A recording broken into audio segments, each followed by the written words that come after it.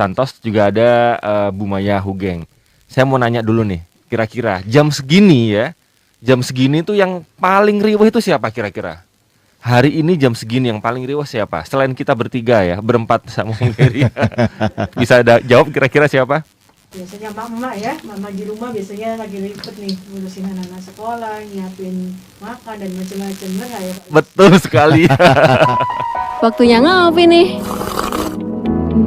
Ngopi, ngobrol inspiratif pagi. With radio partners, Rau FM Padang Sidempuan, Si Radio Maros, Tapanuli FM Sibolga, Klik FM Bangli Bali, Tri FM Kota Pinang, Kandis Radio, Patra FM Riau, dan Radio Gibel FM Muaro Jambi.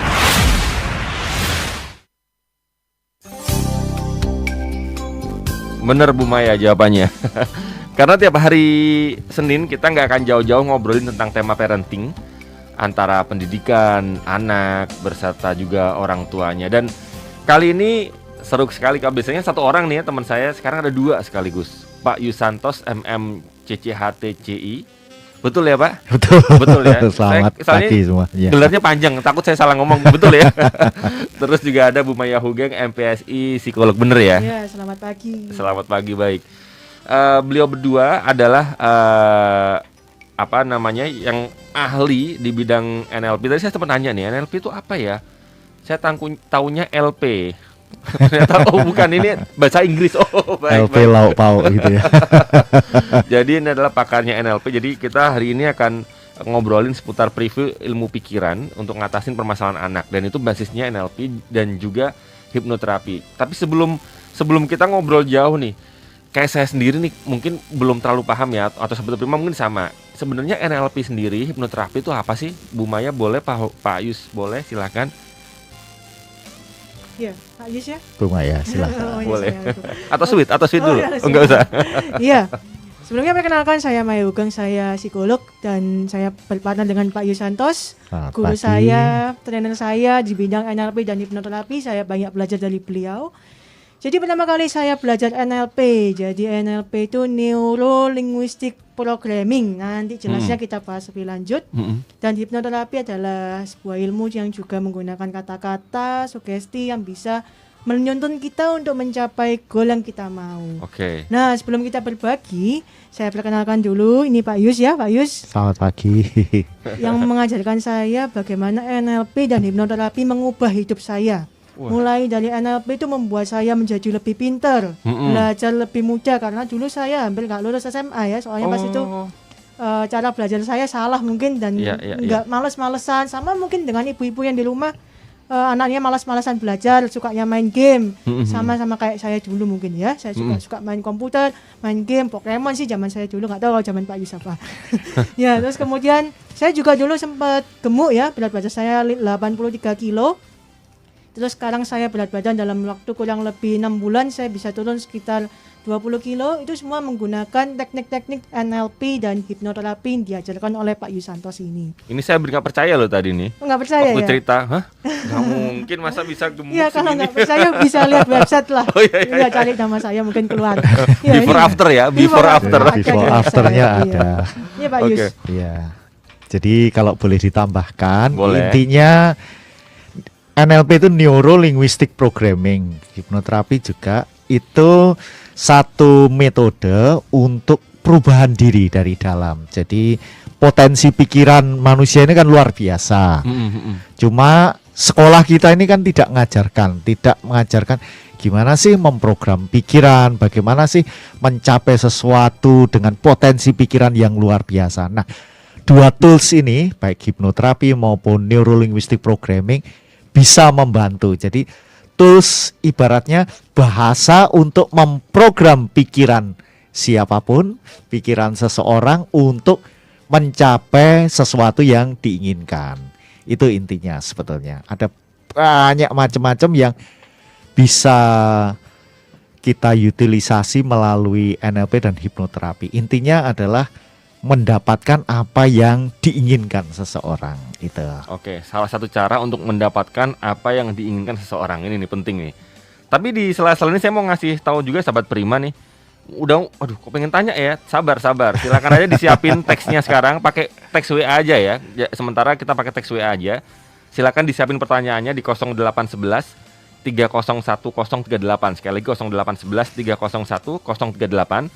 Karena nggak cuman Anda bisa terselesaikan permasalahannya, kan ini salah satu cara untuk menyelesaikan masalah ya, atau yang salah satu cara untuk mendapatkan apa yang diinginkan. Tapi Anda juga bisa mendapatkan e-voucher dari Cheers. Nah, enak kan? Udah permasalahannya terjawab, ya keinginannya tercapai, dapat minum lagi. Lega banget itu namanya. Baik, ini sebelum kita ngobrol lebih jauh nih, mungkin dari Pak Yusantos atau juga Bu Maya, apa nih pengalaman yang paling nggak terlupakan selama menangani permasalahan anak ya, atau mungkin ilmu pikiran, satu aja yang paling nggak terlupakan. Jadi Bu Maya akan cerita pengalamannya diri sendiri. Saya akan tambahkan satu klien yang kita tangani tentang itu. Boleh. Silakan Bu Maya dulu. Kalau saya pengalaman yang tidak terlupakan dengan NLP ya, kalau saya sendiri seperti saya bilang, saya belajar cukup sulit pada awalnya sebelum mengenal ilmu pikiran. Setelah saya mengenal ilmu pikiran itu berubah sekali bagaimana saya tahu mengeset sebuah goal. Dulu itu saya nulis sebuah tulisan, itu kalau kata guru-guru saya itu bahasa Indonesia saya itu jelek. Terus kemudian kalau paragraf tidak nyambung. Terus saya buktikan dengan NLP, saya set goal tuh pas itu. Saya tulis, saya ingin punya karya buku yang diterbitkan oleh penerbit Mayor. Yang artinya saya tidak harus keluar investasi sedikit pun lah, intinya seperti itu. Terus setelah saya mengenal itu, tiba-tiba dalam waktu 1 tahun kemudian saya bisa menerbitkan tulisan kami berdua, saya dan Pak Yusantos, diterbitkan oleh penerbit Mayor ya, Gramedia. Ada 3 buku. Yang pertama tentang anak-anak parenting, yaitu 7 jurus agar anak NLP agar anak rajin ketagihan belajar. Yang kedua tentang langsing dan pusing, dan yang ketiga adalah tentang merdeka diabetes. Saya cukup kaget bagaimana ilmu pikiran itu sangat luar biasa ya. Gak nyangka loh, cuman dalam setahun itu bisa loh. 3-tiganya penerbit Mayor. Seperti itu contohnya kalau dari saya. Kalau Pak Yus, nggak bisa nulis, paragraf nggak nyambung. Sekarang malah bikin buku. Berapa paragraf ini bukunya? Bulan ini kita lagi ngajuin 2 lagi sih. Nah, bulan depan ya. Lompatnya sangat tinggi ya lompatnya. Ya. Jadi NLP itu juga di istilahnya satu science to giant step. Jadi langkah raksasa. Siapapun yang memakai gitu. Kita juga punya pengalaman satu klien kita itu. Jadi 2,5 tahun lalu itu ada satu klien datang dengan mamanya gitu ya. Dia kelas 2 SMA. Jadi ini menjelang kenaikan kelas, dia datang karena orang tuanya itu dipanggil berkali-kali ke sekolahan, terancam tidak naik. Aduh. Anak ini terancam tidak naik, terus datang ke kita, ternyata ada banyak masalah, mulai stres, dibully, belajarnya kacau dan sebagainya. Itu saya bilang ke mamanya, ini harus dinego dinego dengan sekolah, anak ini harus naik. Entah gimana caranya naik. Kalau nanti ternyata kelas 3 nggak bisa diturunkan lagi nggak apa-apa. Kenapa? Karena kalau nggak naik ini, dia udah cerita, dia nggak ada harapan hidup, pengen bunuh diri aja. Nah, kayak semacam itu. Nah, akhirnya bersama kita berproses dengan neurolinguistic programming, dengan hipnoterapi intens sekitar 8 bulan bareng. Dan waktu UNAS mulai ada kenaikan luar biasa signifikan. Dan bahkan dia dari yang tidak naik, dia satu-satunya di kelas itu yang diterima di Institut Teknologi Bandung. Jadi prestasinya bisa melonjak sekali. Kenapa? Ketika dia bermasalah, ternyata semua potensi luar biasa yang ada pada dirinya itu seolah-olah tenggelam, seolah-olah tidur.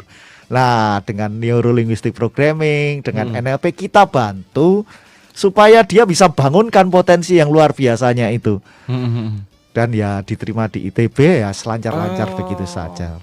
Itu satu pengalaman yang luar biasa karena orang tuanya juga bersyukur, sangat bersyukur karena dari terancam tidak naik kelas, malas-malas menjadi sangat rajin belajar dan dia mulai mengerti mengset pikirannya terhadap goal-goalnya. Salah satunya masuk di guru-gurunya nggak percaya, dia daftar itu diremehkan.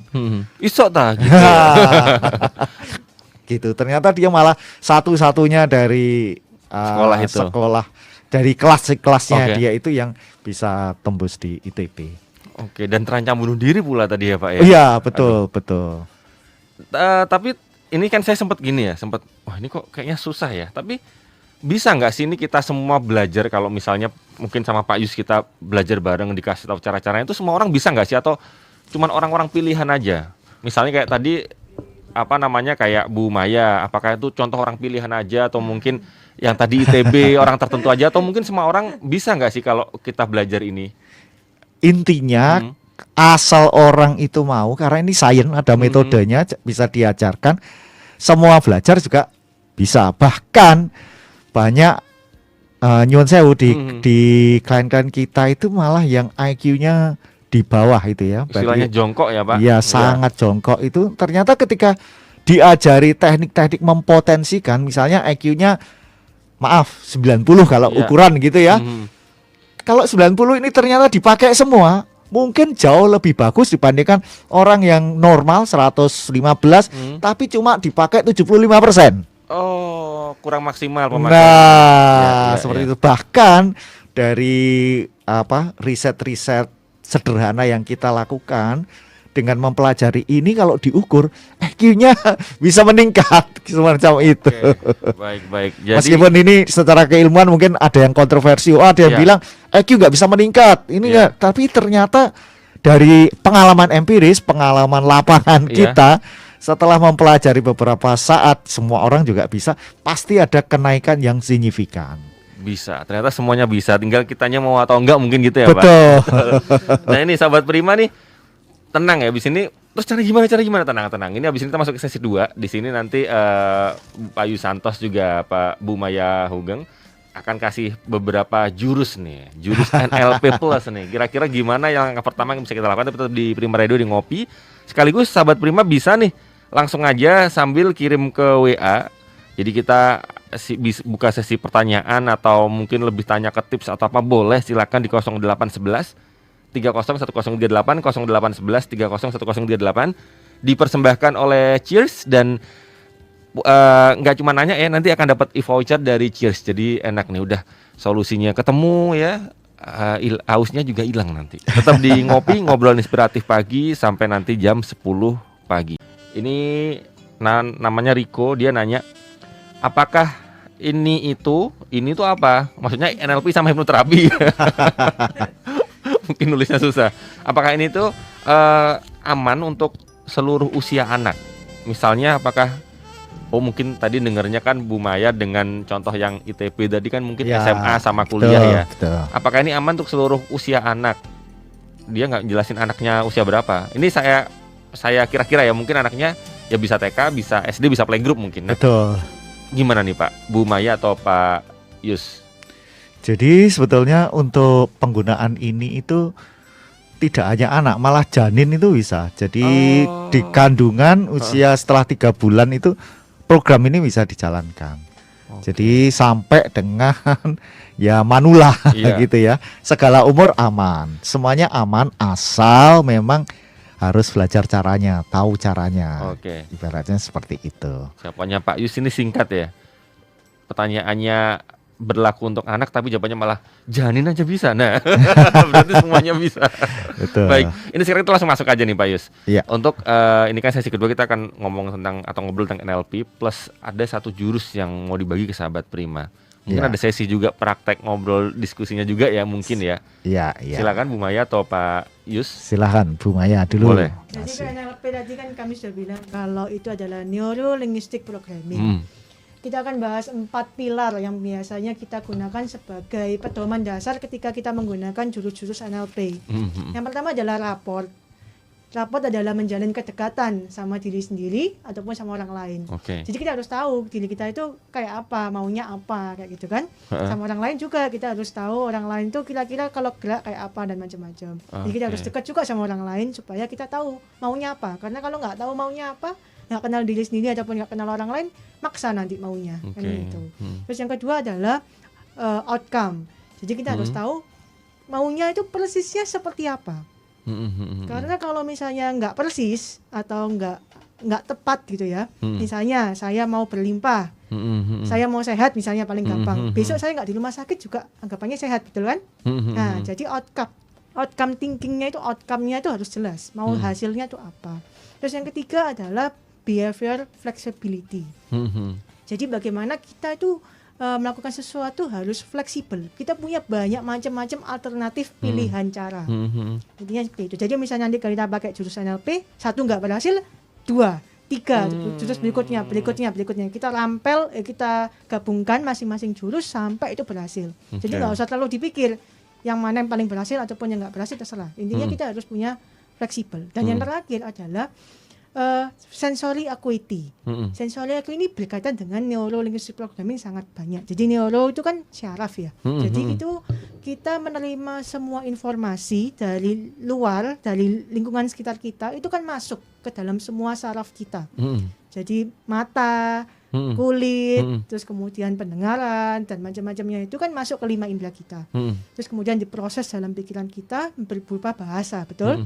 Linguistik. Jadi dari bahasa itu kita menjadi sebuah program-program. Program-program itu berarti misalnya kita mau bertindak sesuatu, kita mau melakukan sesuatu, itu ada program-program dan urutannya. Misalnya kita mau bangun pagi, terus kemudian mau berangkat sekolah, itu urutannya ada. Misalnya alarm berbunyi, kita bangun, terus kemudian kita mandi atau kita ngulet dulu dan macam-macam, makan misalnya, terus baru berangkat sekolah misalnya. Itu ada urutannya. Jadi di NLP itu kita juga membahas bagaimana sensory acuity kita peka dengan keadaan sekitar.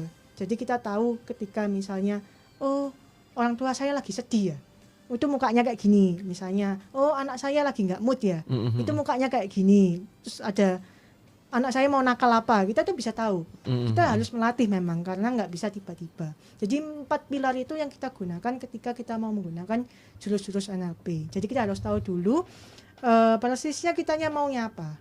Itu.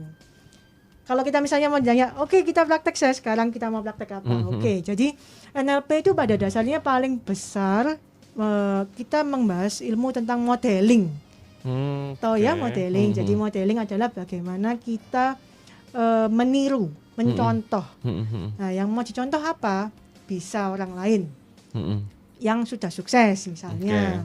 Atau misalnya bisa diri kita sendiri yang sudah pernah sukses di dalam hal yang sama. Keberhasilan kita di masa lalu terkait dengan hal yang sama.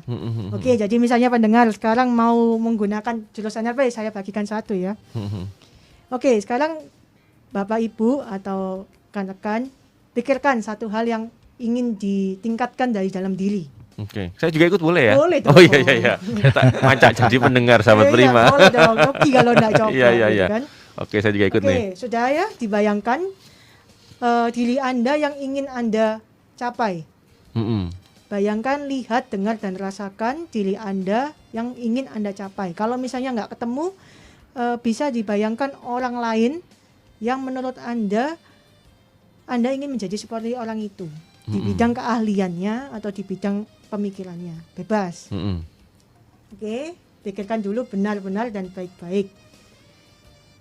Oke, sudah? Saya sudah. Gak tahu kalau sahabat Prima sudah ya? Gini, ketika dibayangkan juga tepatnya perilaku apa saja yang ingin Anda serap, yang ingin Anda tingkatkan dari sosok tersebut. Oke, kalau dari diri sendiri nggak nemu, sekali lagi cari sosok modeling tadi ya. Betul. Orang lain yang pengen dicontoh. Ciptakan satu sosok lagi, jadi sosoknya dibayangkan satu aja. Itu penuh dengan sumber daya atau penuh dengan hal-hal sifat-sifat positif ataupun dengan keahlian-keahlian yang memang Anda inginkan. Kalau dulu saya membayangkan teman saya yang juara 1 yang pintarnya banget gitu ya. Terus bayangkan Einstein di dalam sebuah sosok. Oke, jika sudah, bayangkan diri Anda lompat masuk ke dalam sosok tersebut. Sehingga Anda bisa melihat, mendengar, dan merasakan. Bayangkan di sekitar Anda itu memiliki lingkarannya berisi dengan energi, berisi dengan udara-udara yang penuh dengan semangat, penuh dengan hal-hal yang positif. Sehingga mendukung Anda di setiap tarikan nafas Anda, membuat Anda semakin memiliki keahlian-keahlian ataupun semangat ataupun energi yang positif dan luar biasa sekali yang dirasakan dari orang tersebut. Sambil tutup mata boleh, sambil buka mata boleh, rasakan betul-betul. Sambil Anda rasakan, Anda bisa kepalkan tangan Anda dan menyerap semua energi tersebut. Oke, tarik nafas panjang dan keluarkan lewat mulut. Oke, rasakan betul-betul semua energinya terserap. Anda melihat, mendengar, dan merasakan dari sosok tersebut yang penuh dengan sumber daya. Oke, jika sudah, silakan Anda keluar lagi menjadi diri Anda yang sekarang. Kita ulangi lagi prosesnya sekali lagi. Oke, kita masuk ke sama-sama ya ke dalam diri Anda yang Anda inginkan. 1, 2, 3 masuk ke dalam kondisi Anda yang Anda inginkan. Oke, hidup lagi, rasakan betul-betul energinya semakin menguat. 100 kali lipat, semakin Anda tarik nafas, rasakan energinya semakin menguat. Energi yang positif, energi yang Anda inginkan. Oke, lihat, dengar, dan rasakan. Kepalkan tangan Anda, semakin Anda kepalkan, Anda semakin mengingat perasaan ini. Oke, sekarang kembali lagi kondisi sekarang. Ya, saya jelasin ya. Gimana rasanya, Mas? Yang sudah nyoba? Ya, lebih pengen cepat menuju ke sana, ke arah itu. Ya, ini bisa diulang berkali-kali. Jadi kadang itu efeknya harus diulang. Memang karena otak kita mempelajari suatu hal yang baru, itu ada prosesnya. Dan itu membangun sebuah jembatan dalam pikiran kita, membuat jalur saraf yang baru, itu butuh diulang-ulang. Jadi kadang diulang-ulang terus, mungkin maksudnya kita sebagai orang yang lihat biasa, saya dulu pertama belajar ini saya pikir ini gak masuk akal, cuma bayang-bayang noktok gitu, masa bisa gitu kan, masa bisa. Ternyata berhasil loh. Saya tidak mengeluarkan effort ataupun usaha yang keras untuk mencapai itu, tiba-tiba rasanya tuh segala sesuatunya mendukung saya dengan mudah untuk mencapai itu. Tadi teknik NLP saya sampaikan tadi itu gabungan beberapa teknik, circle excellence, modeling, terus kemudian ada anchor. Anchor itu bagaimana kita memanggil kembali situasi yang kita inginkan. Tadi misalnya kepalkan tangan, jadi setiap kali kepalkan tangan kita ingat bagaimana rasanya semangat, seperti itu. Terus gitu. apa itu baiknya tiap pagi atau mau tidur atau gimana? Atau bebas? Bebas. Yang senyamannya ya. Terutama ketika kita lagi down, lagi mau mulai hari, kita lakukan itu, kita tetapkan tujuan kita apa, kita tetapkan hari itu kita mau semangat apa, kita tetapkan hari itu misalnya kita mau presentasi, kita juga bisa panggil sosok yang mau presentasi dengan bagus, misalnya seperti itu. Misalnya anak-anak mau ujian, bisa dibilang ke anaknya, oke, bayangin kamu tuh sepintar Einstein ataupun sepintar gurumu atau misalnya sepintar siapa yang jago olimpiade yang kamu tahu gitu. Gitu ya. Mungkin ada tambahan dari Pak Yus. Oke, jadi Bu Maya tadi sebetulnya menguraikan satu teknik NLP. Jadi kalau Bapak Ibu punya putra yang kecil, gampangannya seperti ini sebetulnya. Putra yang kecil lagi males-malesan nih, males gerak atau males belajar. Tanyain aja, Adik, siapa tokoh yang kamu seneng? Kadang-kadang bisa, Superman. Oke, tutup mata sebentar. Bayangin, ambil pakaiannya Superman, pakai Superman dan rasakan kekuatannya Superman. Matanya, rasakan bisa terbang, bisa semangat. Oh, teriakan 1, 2, 3, yes, yes, misalnya seperti itu. Nah, apa yang terjadi? Ternyata itu ada perubahan di saraf. Ada namanya perubahan state. State itu kondisi pikiran, kondisi perasaannya, dan kondisi gerakan. Hanya dengan membayangkan seperti itu, loncat-loncat, anak yang drop, males-malesan bisa menjadi semangat. Atau misalnya satu jurus lagi, misalnya emosi kita, itu diciptakan oleh gerakan kita. Orang-orang yang takut public speaking bersama ini bisa dipraktekkan sih. Tinggal teriakan keras-keras pakai nada tinggi, loncat-loncat, yes, yes, yes, yes, ngomong dengan nada tinggi, langsung di jalan itu langsung bisa. Jadi sebetulnya untuk merubah ketakutan dengan teriak dan loncat-loncat itu orang state-nya akan berubah. Jadi state yang malas-malas menjadi state Superman tadi gitu ya. Itu langsung seketika. Jadi orang yang bahkan takut public speaking hanya dengan melakukan ini kan susahnya cuma diceritakan. Tapi dipraktekkan betul-betul bisa. Sudah ada risetnya dan ya kita 15 tahun membantu orang-orang bisa dengan jurus-jurus yang sederhana ini. Kayak begitu. Dan laki-laki ini science ya. Ya, ada risetnya dan sebagainya. Pak, ini kalau saya nyambung sama hypnoparenting sekalian boleh nggak? Boleh, silahkan. Nah, ini tadi NLP ya. Ya. Kalau hypnoparenting apakah sama seperti ini atau ada sedikit perbedaan? Jurusnya atau apanya gitu mungkin? Ada sedikit perbedaan. Okay. Orang selalu bertanya, gimana sih apa bedanya NLP, Neuro Linguistic Programming, dan hipnoterapi? Kayak semacam seperti itu. Jadi ini kedua-duanya ilmu untuk memprogram pikiran. Persamaannya. Cuma bedanya ibaratnya kita belajar silat atau kungfu, jurus-jurusnya yang banyak itu, jadi jurus kembangan itu adalah Neuro-Linguistic Programming-nya. Okay. Namun untuk supaya lebih kuat ada namanya tenaga dalamnya, ada Chi-nya gitu kalau kungfu. Lah itu hipnoterapinya. Jadi ini kayak satu keping mata uang punya dua sisi. Nah, cara gampang melakukan hipnoterapi ke anak gimana? Yang pertama ada satu teknik namanya hypnosleep. Hipnotidur. Ya, hypnosleep. Artinya apa? Anak yang sedang tidur itu misalnya pengen anak ini apa ya? Anak ini pengen misalnya rajin membaca, misalnya seperti itu ya. Jadi ketika tidur dia sambil digoyang-goyang, dibisikkan. Misalnya adik siapa namanya? Ali. Akan menjadi rajin belajar, rajin membaca, menikmati membaca. Terus digitukan. Satu lagi Pak, kurangi gadget. Nah, sekarang lain lagi itu ya. Lain. Jadi kalau misalnya ingin mengurangi gadget, nggak boleh ngomongnya kurangi gadget. Oh, harus positif ya katanya. Iya, harus positif. Karena ketika mengurangi gadget malah tambah main gadget gitu. Jadi gini, seiring dengan gadget meningkatkan prestasi belajar. Kan main gadget kalau prestasi belajarnya oke kan enggak berapa. Karena belajar sekarang ini mau nggak mau juga menggunakan gadget. Berarti pilihannya harus kata yang positif ya Pak sekali lagi. Kata-kata yang positif. Seperti itu. Itu yang perlu diingat ya. Karena pikiran bawah sadar tidak kenal konsep negasi. Contoh misalnya jangan pikirin gajah, malah terpikir gajah. Jangan nakal, malah dorong nakal. Di jalan, jangan belok kiri, malah lihat kiri gitu. Seperti itu. Kan ada kafe-kafe gitu ya. Jangan noleh kiri, malah noleh kiri kita malah berhenti. Oke, ini sekali lagi yang penting sahabat Prima ya, pakai kata positif atau pilihan kata positif. Betul. Oke. Ada lagi Pak dari hypnoparenting tadi selain hypnosleep mungkin? Ya, itu hypnosleep yang gampang dilakukan. Paling gampang ya. Cara kedua sebetulnya membuat rileks. Nah, kondisi rileks itu bisa dicapai dengan berbagai macam. Contoh misalnya, anak-anak yang sedang asik nonton YouTube, dia fokus perhatiannya ke YouTube. Nah itu kita beri sugesti. Sambil nonton YouTube ini semakin kamu rajin belajar, semakin kamu suka menikmati ilmu pengetahuan. Itu masuk. Karena dia fokusnya ke YouTube ini, gerbang pikiran bawah sadar terbuka.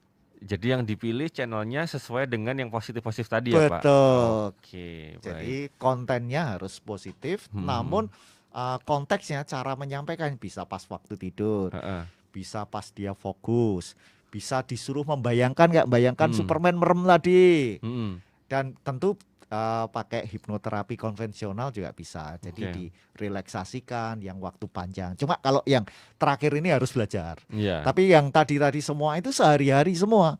Anak-anak sedang main, anak-anak sedang dalam keadaan emosi tinggi, sedang tidur, sedang nonton TV yang fokus. Itu semua sugesti bisa dimasukkan. Makanya orang tua harus hati-hati ketika dia marah. Ketika dia marah itu emosi anak sering-sering terbawa. Nah, apakah marah nggak boleh? Marah boleh. Namun konten marahnya tetap harus positif. Contoh yang tidak boleh. Jangan malas-malas, nanti jadi apa? Nanti jadi bodoh. Nggak boleh. Harus, ayo mulai sekarang rajin belajar supaya pinter. Dibalik katanya ya Pak. Tetap positif. Jadi marah pun kontennya positif. Kenapa? Dalam keadaan marah, emosi anak itu terbawa. Nah terbawa itu ketika emosi terbawa, gerbang pikiran bawah sadar buka. Nah, isinya itu akan ditampung. Iya. Nah, Dan itu harus positif isinya berarti. Betul. Ini ada yang masuk lagi nih Pak, Bu Tari, dia tanya, hypnosleep tadi itu jam berapa baiknya? Maksudnya nunggu anak tidur berapa jam mungkin gitu kali ya? Iya, jadi sebetulnya udah tidur kapanpun itu bisa. Dan itu kan sambil digoyang-goyang supaya anak itu kayak liar-liar itu. Antara tidur, usuk-usuk atau digoyang-goyang. Antara tidur dan bangun-bangun sedikit. Nah itu di gelombangnya adalah gelombang alfa dan theta. Gelombang alfa dan theta itu gelombang masuknya pikiran bawah sadar. Gelombang hipnoterapi. Kalau normal biasa ini gelombang beta, jadi kita harus bawa subjek hipnoterapi masuk ke gelombang alfa atau theta. Kalau gelombang tidur, gelombangnya delta paling bawah. Jadi kita harus goyang-goyang supaya dia naik ke theta atau alfa. Baru diisi positif tadi. Iya, sugesti positifnya. Mungkin Bu Maya mau nambahkan? Iya. Gimana? Jadi kadang-kadang itu kan dalam kondisi yang anak-anak sudah terbuka pikiran bawah sadarnya ketika lagi asik main game, terus kemudian lagi nonton YouTube, TV misalnya. Itu kadang-kadang orang tua mensugestikan sesuatu tuh agak salah gitu. Jadi makanya tadi Pak Yus juga sudah mengingatkan. Saya cukup sering menerima klien yang orang tuanya ke kami itu bilangnya, bisa nggak anak saya di hipnoterapi supaya nurut sama saya, nurut sama orang tua. Saya dengar itu kita juga bingung menjelaskannya bagaimana. Hati-hati dengan itu karena nurut itu dalam artian seperti apa. Jangan sampai anak Anda itu seperti robot, tidak bisa menyelesaikan masalahnya sendiri. Kemudian pemikirannya tidak berkembang karena semua didikte orang tua. Itu cukup repot. Jadi misalnya Anda mau mensugestikan anak-anak, itu lebih baik sugestikan misalnya kamu kreatif, bisa kuat menyelesaikan permasalahan sendiri, pikiranmu cukup mampu mencari alternatif yang mendukung menyelesaikan masalah seperti itu. Jadi diajarkan betul-betul bagaimana anak itu bisa berpikir menyelesaikan masalahnya sendiri. Misalnya nggak bisa tetap dibantu orang tuanya, tapi jangan langsung dilepas begitu saja terus kemudian ya kamu selesaikan sendiri, kadang nggak bisa juga. Tapi jangan sampai nurut 100% itu juga belum tentu. Anda sebagai orang tua juga belajarnya itu cukup banyak. Makanya itu dia juga kadang program-program di kita itu orang tuanya juga harus belajar biasanya seperti itu supaya bisa mendukung anaknya, memberikan kata-kata yang tepat, memberikan emosi yang tepat, memberikan cinta yang tepat untuk anak-anaknya. Kalau begitu kurang sedikit saja anak pun goyang. Nggak cuma anak, orang tua juga stres karena orang tua kan juga beraktivitas, punya kehidupan, itu juga pengaruh ke anak. Mikir cari duit ya banyak. Betul, itu bisa nular ke anak lah. Anak mau nularkan ke siapa kalau nggak balik lagi ke orang tua. Jadi seperti itu ya Pak Yus ya. Jadi yang belajar itu nggak cuma anak ya, sekali lagi ya, orang tua juga harus belajar. Baik, sesi terakhir nanti kita ada satu sesi lagi terakhir. Ini mungkin sahabat Prima udah kebelet nih. Gimana ya caranya lebih banyak ya, tadi kan Pak Yus bilang ini harus belajar lagi. Tenang, nanti kita akan tanya lagi nih, kira-kira kalau mau belajar lebih lanjut itu harusnya kemana? Ke Bu Maya bisakah? Ke Pak Yus bisakah? Atau kedua-duanya? Tetap di Prima Radio di Ngopi sampai jam 10 nanti. Pak Yus juga Bu Maya kan ngasih banyak solusi ya. Kalau saya ini belum ketemu solusi sampai hari ini Pak. Ini ngopi itu ya gak ada solusinya. Omong yang diomongin banyak ya, tapi waktunya dikit nah ini. Gak ketemu solusinya sampai sekarang. Bersambung kan, nanti. Ya, makanya itu. Dari dulu yang mau saya tanya banyak banget, tapi waktunya mepet. Lagi-lagi cuma 1 jam, tapi nggak apa-apa. Di sini Pak Yus juga Bu Maya akan ngasih solusi. Mungkin ada nih sahabat Prima, tadi ada Bu Tari sama Pak Riko juga mungkin yang pengen tanya lebih detail, atau sahabat Prima yang lain juga boleh. Itu kita bisa kemana ya? Untuk mungkin ada nomor WA-nya kah, atau mungkin ada sosial medianya kah, biar bisa lebih detail lagi, atau mungkin kalau bukunya nih saya ada nih bukunya nih ya. Bukunya saya aja ngasih tahu. Ini kalau misalnya sahabat Prima ke toko buku di Gramedia ada, itu aja langsung cari 7 jurus. Di Gramedia udah nggak ada. Oh udah nggak ada ya? Udah habis itu udah. Kecuali mungkin ke kita bisa. Beruntung saya dapat berarti ini ya. Di sini saya dapat 7 jurus NLP agar anak ketagihan belajar. Monggo Pak Yus atau boleh Bu Maya, mungkin ada nomor telepon WA-nya yang boleh dibagikan, atau mungkin sosial media. Ya.